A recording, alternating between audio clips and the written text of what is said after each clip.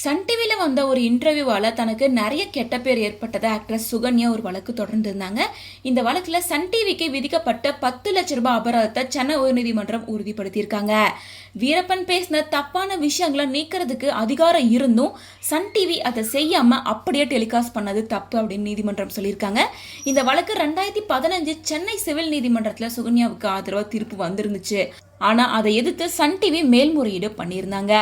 ஆனா நீதிபதி K Kumaresh Babu Sun TV மனுவை தள்ளுபடி செஞ்சு பழைய தீர்ப்பே இப்போ உறுதி செஞ்சிருக்காங்க.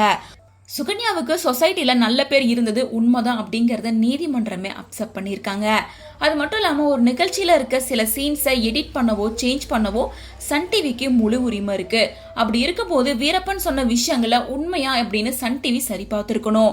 ஆனா சுகன்யா கிட்டயோ அல்லது வேற யார்கிட்டயோ இதை பத்தி கேட்கவே இல்லை.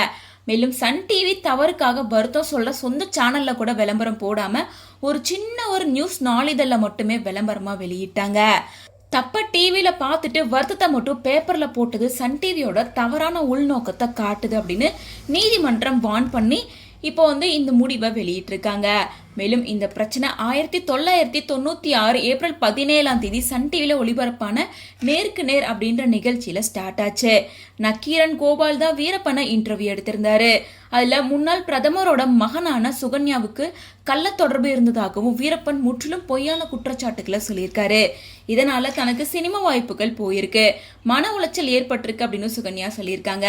தனக்கு 1 கோடி ரூபாய்க்கு மேல நஷ்டம் அப்படின்னாலும் அவரு 10 லட்ச ரூபாய் மட்டுமே தான் நஷ்டீடா கேட்டிருக்காங்க. சன் டிவியோ நாங்கள் நக்கீரன் கொடுத்ததை அப்படியே தான் போட்டோம், இதுக்கு நாங்கள் பொறுப்பே இல்லை. அதுக்கப்புறம் சுகன்யா நடிக்கிறாங்க, நல்லா தான் சம்பாதிச்சிருக்காங்க அப்படின்ற மாதிரி வாதிட்டாங்க. ஆனால் நீதிமன்றம் இந்த வாதங்களை ஏற்கவே இல்லை. ஒப்பந்தப்படி எடிட் செய்கிற உரிமை சன் டிவிக்கு இருந்ததாலும் ஒளிபரப்பதற்கு பொறுப்பு அவங்களே. மேலும் அந்த நிகழ்ச்சி அப்போ விளம்பரங்கள் மூலமா சன் டிவி பணமும் சம்பாதிச்சிருக்கு. இதையும் நீதிமன்றம் சுட்டி காட்டியிருக்காங்க. ஸோ ஃபைனலா சன் டிவியோட மனு தள்ளுபடி செய்யப்பட்டிருக்கு.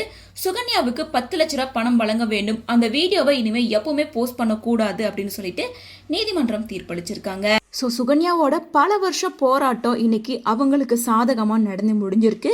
ஸோ கடந்த ஜூன் 5 தான் இந்த தீர்ப்பை உயர்நீதிமன்றம் வெளியிட்டிருக்காங்க.